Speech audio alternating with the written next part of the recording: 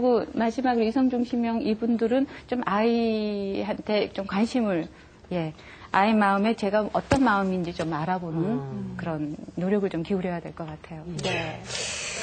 참 부모 노릇하기가 이렇게 어렵군요. 뭐 어떻게 해도 참 쉽지 않은 난관들이 많이 있는 것 같습니다. 그런데 그중에서 특히 엄마는 그나마 아이들하고 좀 접촉하는 시간도 많고 대화를 필요에 의해서라도 좀 하는데 아빠의 경우에는 이게 더 어렵거든요. 그렇죠. 예. 이거 어떻게 됩니까, 아빠는? 사실 지금 대개 아버지들이 예. 자랄 적에 그 아버지들과 대화를 못하고 자랐거든요. 그렇죠. 쳐다보지도 못하고 자란 사람도 많고.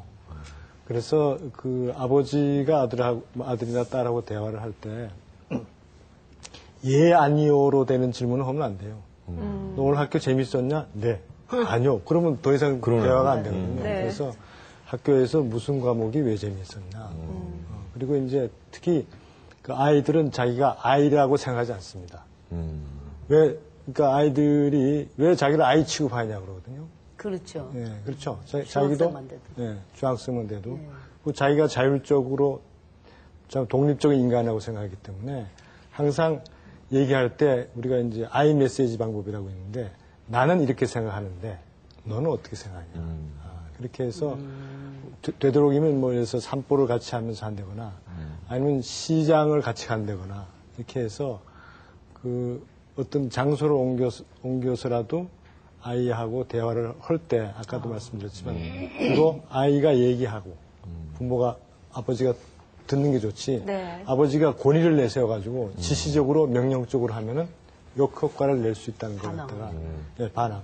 네. 꼭 기억해야 되겠습니다. 네, 김종기 박사님은 아주 권위적인 분은 아니실 것 같아요. 다 맞춰주신다고. 근데 이제 아까 말씀하셨듯이 우리가 어렸을 땐 아버님은 사실 대화 안 했습니다.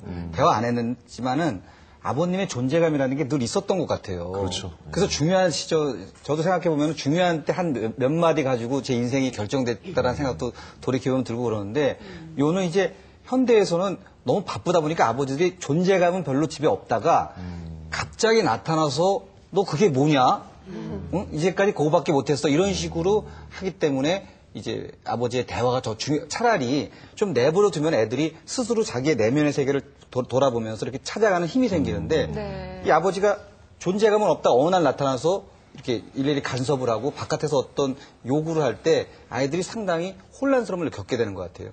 우리가 청소년기에 특히 현재 청소년 아이들을 보다 보니까 느끼는 건데 아버지한테 가장 바라는 건 너 한번 잘해봐. 이게 정서적 지지거든요. 많이 힘들지만 잘해라 라는 이 지지인데 되게 아버님들의 대화법에서 이제 가장 문제가 되는 건 자꾸 해결해 주려고 그럽니다. 아니 그러면 거기 그만두고 딴 데 알라든지 친구 만나지 말고 공부 뭐 하루에 10시간씩 해 뭐 이런 식으로 이렇게 극단적인 방법을 갖다 제안을 하는데 그게 되게 아이들한테 맞지 않는 옷을 입힌 거나 똑같은 것이 되거든요. 그러니까 아이들이 자꾸 반항하게 되고 아빠는 나를 이해 못 해준다라는 그런 심리를 자꾸 갖게 되는 것 같습니다. 예.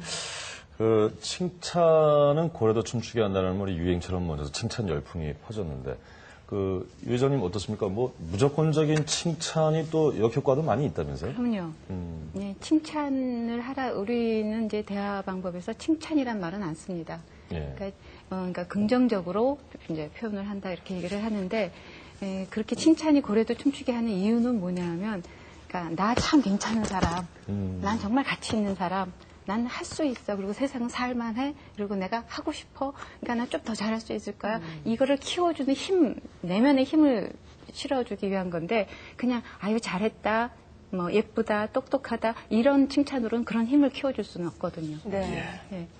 알겠습니다. 여러분도 이 자녀들과의 대화가 힘드십니까? 저희가요, 자녀 교육에 관심이 많은 세 분의 특별한 우리 가족만의 대화법을 화면으로 준비를 해봤습니다. 자, 이분들은 과연 이 자녀들과의 대화의 벽을 어떻게 허물어 갔는지 함께 보시겠습니다. 아니요. 하기 싫어요. 별로 원하지 가지고 온 사고방식이나 뭐 그런 게 달라서 아닐까요? 점수를 뭐 잘 맞아라, 야 한 개만 틀려라 그런 말만 했지. 못하게 하는 그런 역할을 주로 아빠들이 많이 한다 보니까 그래서 마음을 안 여는 것 같습니다. 바로 이런 가족들을 위한 자녀와 대화하기 백서. 우리 가족 대화법을 소개합니다. 저녁 시간 MBC 분장실. 탤런트 양미경 씨가 그녀의 특별한 대화 비법을 소개해준다는데 드라마 녹화 10분 전 대본 연습에 한창 열중할 시간. 그러나 촬영 틈틈이 핸드폰 꺼내들고 어디론가 열심히 문자를 보내는 양미경 씨. 바쁜 스케줄 때문에 자칫 소홀해지기 쉬운 아들에게 마음을 전하는 그녀만의 방법이다. 또래 엄마들에겐 부담스럽고 힘든 것이 핸드폰 문자 보내기. 하지만 그녀에게는 한참 예민한 사춘기 아들과 속마음을 나누는 하나의 다리가 된다. 문자가 좀 빠르니까요. 또 아이들도 문자 좋아하니까 어떨 때 너무 많은 잔소리를 쏟아내서 진석이가 버거워하는데요. 저는 진석이한테 이렇게 메일을 보내거나 문자 보내거나 이러면 진석이가 되게 좋아해요. 이제 친구들 와 있을 때 이렇게 뭘 좋아하는지, 또 친구들하고 또 어떤 내용으로 또 하는지 그렇게 이렇게 기웃거리고 눈높이를 맞춰주려고 하는 편이고요. 저희는 컴퓨터가 그러니까 거실에 나와 있어요. 그래서 가족 모두가 쓸 수 있게끔 되어 있거든요. 진석이가 컴퓨터 하는 동안에 또 저랑 또 얘기도 하거든요. 컴퓨터가 거실에 있어서 더 이게 친밀한 감이 있는 것 같아요. 진석이 방에 들어가 있었으면 그 시간이 훨씬 줄어들지 않았을까 그런 생각해요. 엄마 힘내라고 아들이 써줬다는 편지. 바쁜 스케줄에 시달리지만 그녀는 자신만의 노하우를 통해 행복한 모자 관계 만들기에 성공할 수 있었다. 친구, 애인, 직장 동료, 대인관계 전문가 최치영 교수. 많은 사람들이 대화를 어떻게 시작을 해야 좀 사람의 마음을 헤아리고 대화하는 일이라면 누구보다 자신이 있을 터. 그러나 그런 그도 자녀와의 관계만큼은 쉽지 않아 늘 조심스럽다고. 그래서 딸과 통하는 시간은 그에게도 도전의 시간이다. 오케이. 사랑해. 잘했어. 부모가 자녀와의 친밀감을 증진시키기 위해서는 첫째는 부모가 먼저 자녀에게 대화를 걸어야지 되는 거죠. 그냥 대화하는 것이 아니라 자녀를 이렇게 안아준다든가 손을 꼭 잡아준다든가 그런 것들을 이제 아이들에게 정서적으로도 이제 안정감을 주고 그렇게 되는 거죠. 바쁜 일상에 쫓겨 아이들과 대화를 나누는 것이 쉽지 않았던 아빠들을 위한 특별한 방법. 지난 일요일 아빠들이 아이들과 함께 뜻깊은 여행을 떠났다. 그러나 추억 만들기도 전에 잠들어버린 아빠들. 하지만 그중 계속해서 아이와 대화를 시도하는 보석이 아빠.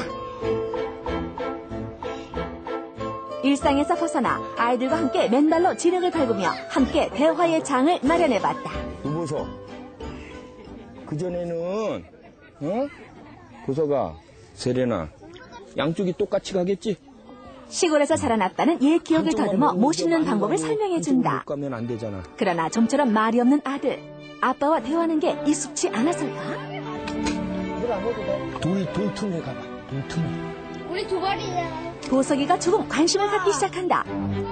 또 보석이도 손으로 해볼까? 평소에 대화 시간을 많이 갖지 못했던 아빠는 미꾸라지 잡으면서 아이들과 친해지려고 애를 써보는데. 저 담아야지. 누나 좀. 함께 모내기를 하고 미꾸라지를 잡는 동안 아이들도 차츰 아빠와 있는 시간이 즐거워지고.